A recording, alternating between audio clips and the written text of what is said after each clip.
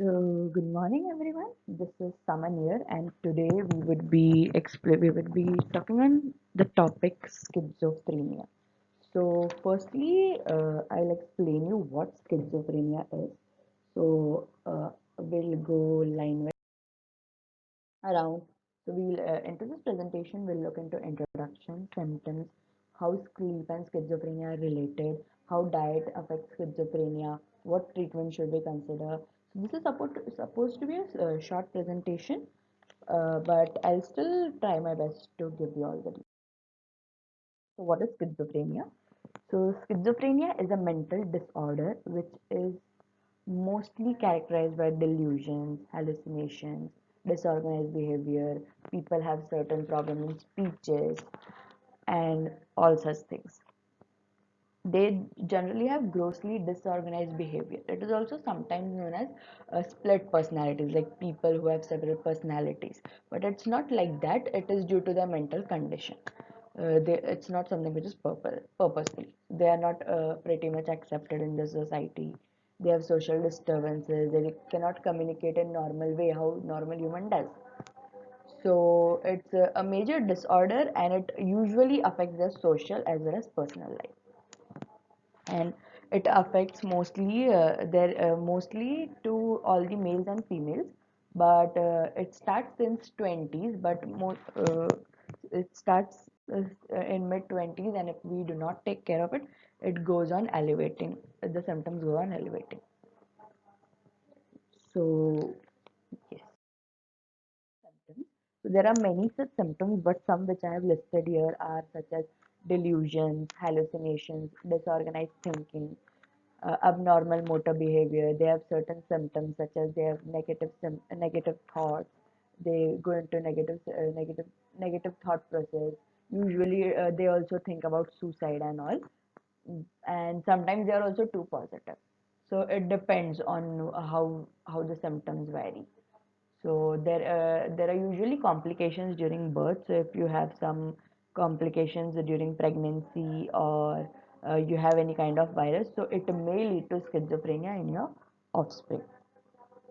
It is also related to sleep issues, irritability or depressed mood, and also due to, and they always have a lack of motivation to do anything. And what if you view a normal brain and a schizophrenic brain, so it has more of fluid filled areas. So that is why this leads to schizophrenic condition. So what is how are sleep and schizophrenia related? So in this, there's a deep correlation between sleep disturbances and schizophrenia. So there's certain studies which were carried out were to study how abnormalities in sleep can affect schizophrenia.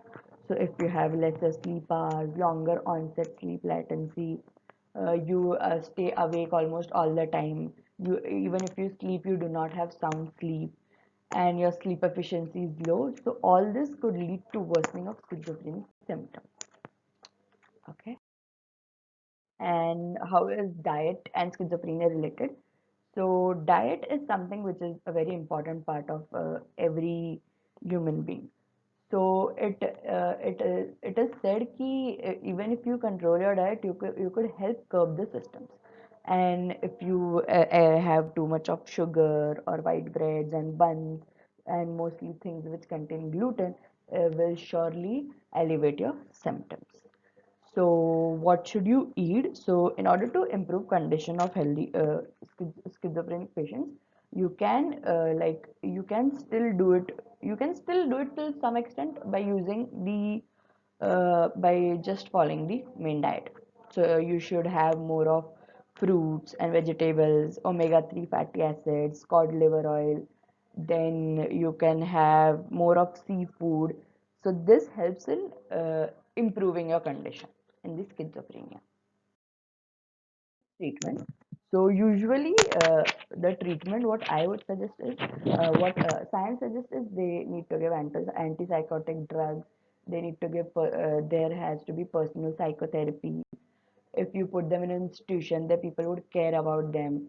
The community should accept them. and counseling. But what I feel is ki we should be kind to each and every people, we because we do not know at the back what a person is suffering. So we need to accept them, even if they have some days they have burst moods, they have some disorganized behavior.